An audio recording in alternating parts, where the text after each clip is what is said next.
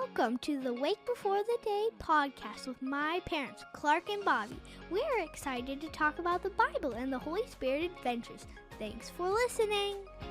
Hey, friends and family, welcome back to the Wake Before the Day podcast. Bobby, Jean, and I are here, and we are going to be looking at Genesis chapter 27 today. Folks. Before we jump into Genesis 27, there's actually two things you have to look back at the two preceding chapters. In Genesis 25, there was a prophetic word that was given that said there of the twins being born, the younger one was going to rule over the older, and the older was going to serve the younger, which is opposite of how things worked back then. Then the next chapter, Genesis 26, it jumps ahead a number of years and it tells us who Esau married. And he married women outside of the family line and of God's people, which is going to lead to trouble. Yeah. Essentially, Esau did not have a blessing from his parents, and the fact that Esau married people that his parents didn't approve of kind of paints a picture of a impulsive, self-centered, even maybe narcissistic person. And we're going to see it in the story. Who gives away their birthright for some bread and soup? It's someone who's in the now, in the moment. Yeah. And so as the story continues to unfold, it doesn't seem like Esau ever intended to uphold his word to Jacob, which leads to more deception, more dysfunction, more drama. Right.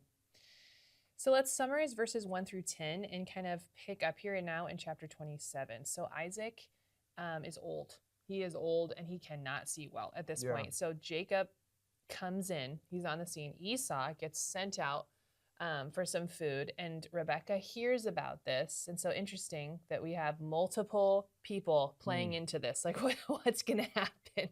So Esau's out of the house. Rebekah hears about it. Rebekah, remember, has favored Jacob. So she tells Jacob what's going on and that now's the time. And so she makes a plan for Isaac to bless Jacob. She makes some food, she dresses Jacob up like Esau, and then she sends him in to steal the blessing. So in verse 11, it sounds like this. Jacob said to Rebekah, his mother, "But my brother Esau is a hairy man, while I have smooth skin. What if my father touches me and I would appear to be tricking him and would bring down a curse on myself rather than a blessing?" His mother said to him, "My son, let the curse fall on me. Just do what I say. Go and get them for me." Yeah, so the next 12 verses, you unpack it, and you see that Isaac really isn't fully convinced that it's Esau. Rebekah helped him dress up, helped him appear to be hairy, cooked the food that he asked for, gave him Esau's clothes, but at the end of the day, Jacob lied. Rebekah was being deceitful as well. Isaac was suspicious because of Jacob's voice. The voice wasn't matching. But it seems like the disguise convinced him, because he eventually eats the meal that was prepared, believing it was Esau. Now, the question that you would ask if you were in Rebekah and Jacob's shoes, to do something so deceptive against your own flesh and blood, like what's to be gained from this? So if you're Rebekah, you probably would remember, though, the word that was given in Genesis 25, that the younger would rule over the older and the older would serve the younger. The problem is she's taking matters into her own hands and doing it on her timing by her means, trying to get the outcome that God said would occur, but she went about it the wrong way. The second thing was, in a material sense, when you received an inheritance, whoever was the oldest, because it was a patriarchal society, meaning like whoever was the oldest brother would get a double portion of the inheritance and the material things, because it was his sole responsibility to oversee the tribe. So an example of this would be if there was 3 brothers, the inheritance would be divided into 4. And the oldest brother would get 2 portions. 2 portions. So we don't know if Jacob is thinking like, I want some more sheep and goats, but he's thinking at the end of the day, I'm going to get ahead here. And so here you have a good example of family dysfunction. But again, through the story, you're going to see God continuing to have his way despite the brokenness. So verse 27 picks up, Isaac went and he kissed Jacob. When Isaac caught the smell of his clothes, he blessed him. And he said, the smell of my son is like the smell of a field that the Lord has blessed. And he gives him a blessing. May God give you heaven's dew and earth's richness, an abundance of grain and new wine. May nations serve you and peoples bow down to you.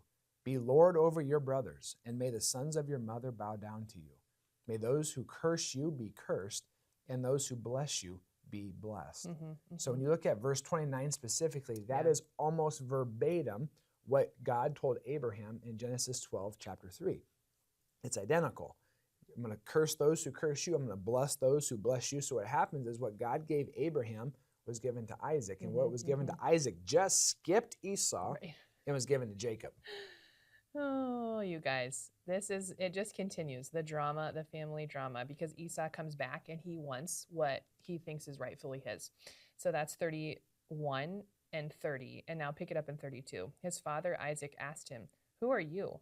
"I am your son," he answered, "your firstborn Esau." So Esau's in there and he's expecting to get the blessing. And Yeah. Isaac trembled violently. That's what verse 33 says, and said, "Who was it then that hunted game and brought it to me?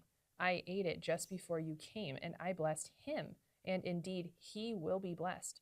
When Esau heard his father's words, he burst out with a loud and bitter cry and said to his father, "Bless me, me too, father, my father." But he said, "Your brother came deceitfully and took your blessing." Esau said, "Isn't he rightly named Jacob? This is the second time he has taken advantage of me. He took my birthright, and now he's taken my blessing." Then he asked, "Haven't you reserved any blessing for me?" Isaac answered Esau, "I have made him lord over you, and have made all his relatives his servants, and I have sustained him with grain and new wine. So what can I possibly do for you, my son?" Esau said to his father, "Do you have only one blessing, my father? Bless me too, my father." And then Esau wept aloud. You see what Esau is saying here is really the cry of every human heart. Every human heart made in the image of God has a void in it because of sin. And the only person that can receive that is the presence of God, the love of God, the blessing of God. So inherently, there's a crying out for blessing and for love. When you look at specifically from the father down, in our country, there's an epidemic, and it's been here for a long time when it comes to fatherlessness. We could argue and talk about this another time, but you could pick a lot of different issues that are obvious in our country that are not healthy, are not good, don't lead to blessing or flourishing, and you trace them back. It traces back to the home, to mom and dad being present, and the father being a husband and a father that the Bible calls us to be. Yeah. Blessing the wife, blessing the kids, being present, teaching them what's right and what's wrong, and calling them into the way of the Lord. That's the cry of our heart. So when Esau's like, "Give me a blessing, give me a blessing." There was an old Dutchman at our church. This is decades ago. He had given some money to some older ladies now, that bought a van and would travel around and pick up a bunch of single moms and their kids, and they would bring them to church. And recently we heard one of who was the little girl at the time, is now a leader in our church, testify to the impact God and God's church had on her. When every time she came to church, she'd receive a little candy and a blessing from an older man. And the healing that gave her heart was everything she needed and more. From God, from the church, from an older man blessing her, because that was a void she had in her life. There was a hole there. And that's something that we all have experienced. God wants to bless us. We're to bless. Esau's cry is for blessing. And so we need to remember that today as we live. One, because we're looking for that. It doesn't matter how old you are. But two, we also have to pass that on and give that to other people. Speaking life into them. And so Isaac does. His father Isaac answered him, "Your dwelling will be away from the earth's richness, away from the dew of heavens above. You will live by the sword, and you will serve your brother. But when you grow restless, you will throw his yoke from off your neck." So why doesn't Isaac I'm thinking this, I'm sure some of you reading this, why doesn't Isaac just take back or reverse the blessing? Or why isn't it some kind of like, okay, it's not number one blessing, but it's like this other special. No take backs. I can hear Lloyd and Harry.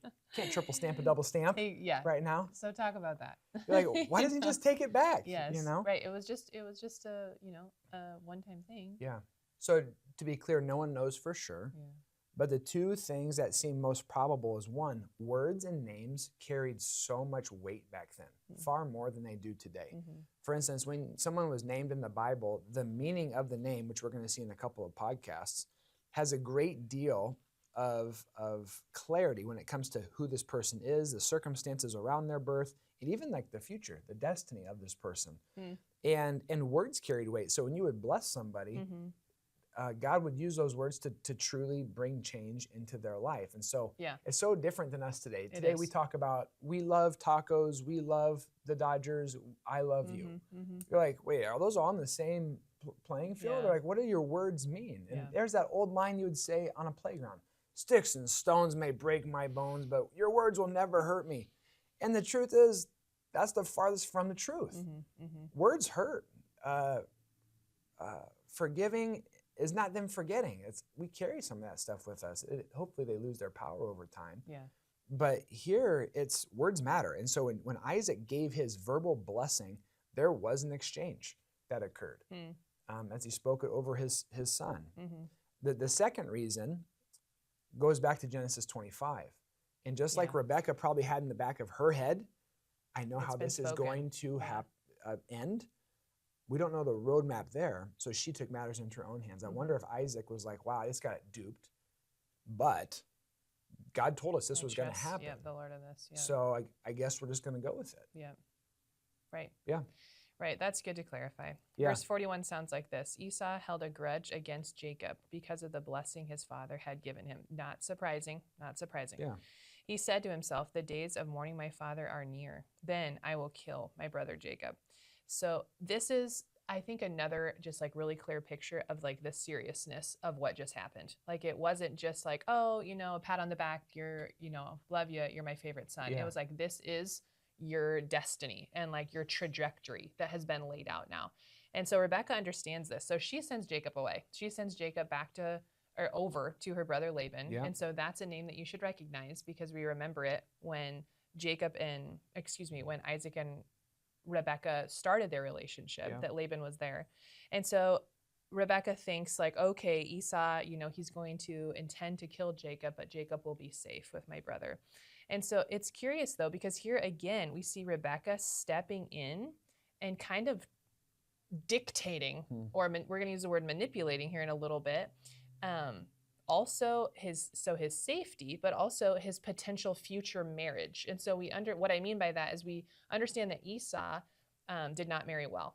And so Rebecca is essentially saying like, I'm going to put you in this place. So hopefully to spare your life, but also you're going to find somebody there. Like you're of age, you're going to find someone within this community that I've kind of hand chosen for you to marry here. And so was Jacob to be the one who received the blessing? Yes. Yeah. We understand that from the prophecy that's been given and from how this was executed, but we just didn't know how it was going to happen. So one of the questions we were ping-ponging back, with all of the stuff that's going on is, wasn't she acting in God's will? Like, wasn't she the one that was like, oh, I understand this prophecy and now I'm going to act in this way? And no, she wasn't, because anytime that we take matters into our own hands and we're not trusting on the timing of God, things do not end well. And so it seems like things are okay right now for Rebecca and Jacob. It seems like their circumstances okay because they got what they wanted and the Lord's working through it. But there's going to be undesirable consequences because they did it in broken means. They did it through deception. They didn't do it the way that the Lord would have had it unfold. Yeah. And so while Esau does not kill Jacob right now, and we're going to keep going with that story. We see that Esau's descendants, the Edomites, do continually come against the family of God. And they have a legacy now that is going to be against the Israelites, the Edomites. If you can envision a stone being dropped in a pond or any body of water, that ripple effect that occurs. Yes. There is a ripple effect with all of our decisions, whether they're small or big. And not only does it go out, it affects more than just you. It affects everybody around you. Right. And so that's something we have to think about. Yeah. Now, I love Tremper Longman's quote. He's a great theologian. He wrote the Story of God Bible commentary, one of my favorite, along with many others. But when it comes to like this decision here between Jacob and Esau and Esau's descendants and the ripple effect it has, he says it very well. He says, it may not be too much of a stretch to see that this rivalry continuing into the time period of the New Testament. After all, Herod the Great and his family were Idumeans, the descendants of the Edomites. They came into power when their ancestor Antipater was appointed procurator of Judea by Caesar in AD 47. Herod the Great was the procurator of the time of Jesus' birth, of course a descendant of Jacob, alerted by the Magi who came looking for the one who has been born king of the Jews. Right. Herod was determined yet failed to kill Jesus. Continuing, he says later, Herod the Great's son, Herod Antipas, Right. had Jesus' precursor, John the Baptist, killed. Antipas was also trying to kill Jesus, but failed. Later descendants of Herod the Great, Edomite descendants, Idumean descendants, also persecuted the early church you read in Acts chapter 1. So, Rebekah and Jacob used unethical means Right. to achieve a good end. God still used them to achieve his redemptive purposes, but he could have accomplished these purposes without their quote-unquote help. Yeah. Their lack of integrity did not hamper God, but it brought unnecessary suffering into their lives and into the lives of their descendants. So, our decisions matter. There are consequences. Can God redeem them? Absolutely. Can God restore and reconcile? Absolutely. You're actually going to see that in the story in a couple chapters. But it doesn't mean that it's not painful. Yeah. And it was brought upon by themselves. Right. So verse 46, you get to peel the curtain back a little bit more into Rebekah's motives and intentions as to why she was doing what she was doing. Rebekah said to Isaac, I'm disgusted with living because of these Hittite women. That's who Esau married. If Jacob takes a wife from among the women of this land, from the Hittite women like these, my life's not going to be worth living. So you see, that's why she manipulated. Right. So trying to attain the promises of God outside of God's timing and God's ways is just, it's not going to be helpful. I think that is a wrestling in prayer that Christians today, sure. I think we often feel is like, hey, we know that the Lord has gone before us in this, or we trust that this outcome is on the way. We're walking in hope for this. And then in our wrestling, so often we choose to take things into our own hands, and we choose, I don't know if you would use the word manipulate. Sometimes, we might logically reason our way there. Yeah. So the base though is the same, that we're just continually called back into a place actually of loving trust and dependence on God, and not in the work of our own hands. Yeah. And you see examples of this, though, in the Bible, of people trying to take matters into their own hands, and they think they're doing the right thing. Yeah. Case in point, Jesus and his death and crucifixion. Right. The religious leaders are like, it's better that one man dies than a whole nation get wiped out by Rome, essentially. Yes. Mm-hmm. And so when Peter gets up in Acts 2, he's pointing out the reality of humans' sin and God's prevailing grace and redemption and story that won't be thwarted. Acts 2, 23 and 24, Peter said, this man, Jesus, he was handed over to you by God's deliberate plan and foreknowledge. And you, with the help of wicked men, put him to death by nailing him to the cross, but God raised him from the dead. So even the darkest human manipulation couldn't stop redemption. It only magnified it. Yeah. It only makes God bigger and better. And so when you take this line of thinking, though, and you apply it down even to like relationships that we have every day, when we get impatient, we can often revert to manipulation, whether it's conscious or unconsciously, subconsciously, to get things done and to get our way. And so one of the ministries at Emmanuel recently started working through this, our church, and they said, what's the difference between like manipulation and operating out of like a healthy place in a relationship? It says manipulation often feeds off of guilt and blame, whereas a healthy relationship has honest communication. Manipulation is all about controlling outcomes, where healthy relationships invite cooperation and you live life shoulder to shoulder with people. Manipulation is often bringing undermining to people and gaslighting. Oh, this is actually your fault. Where a healthy relationship has a respect for autonomy and differing opinions. Manipulation hides motives. A healthy relationship seeks mutual understanding. Yeah. So when you go through this, you can just totally see what happened with Jacob, Rebekah, and Isaac, but then we should also be able to apply that into our life. And the underlying motive behind the deception is fear. Right. That's what it is.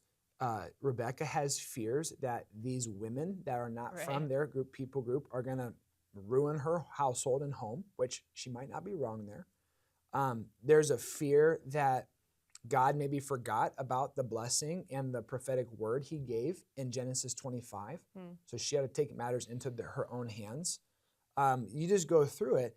Fear often disguises itself as wisdom when it comes to decision making. And it's like, well, you have to think logically about this. Well, logically, I could see where Rebecca is looking at these Hittites, Edomites, all these people. This is bad, so I gotta take care of this without consulting God. Right. And so we don't want to operate out of fear. We walk in faith. We consult God. We pray. And after that time, even if God doesn't give us a clear word, we're still able to make an educated and prayerfully considered decision rather than impulsively doing something because we're afraid God's not going to accomplish his plan and his will. Right. Yeah. That's a good word. Yeah. That's a good word for real life application. Yeah. Anything else on your my end? notes are nearing the end. Am I missing a page? No, that's it. Okay. Well, thank you guys. Yep. Thanks for joining us for Genesis chapter 27. We'll be back with it's just chapter 28. Correct. Yes, Just only 28. one chapter again. So join us tomorrow. We'll see you then. God bless you. The Lord bless you and keep you. Don't make his face shine on you and be gracious to you. The Lord turn his face towards you and give him his peace. Have a great day.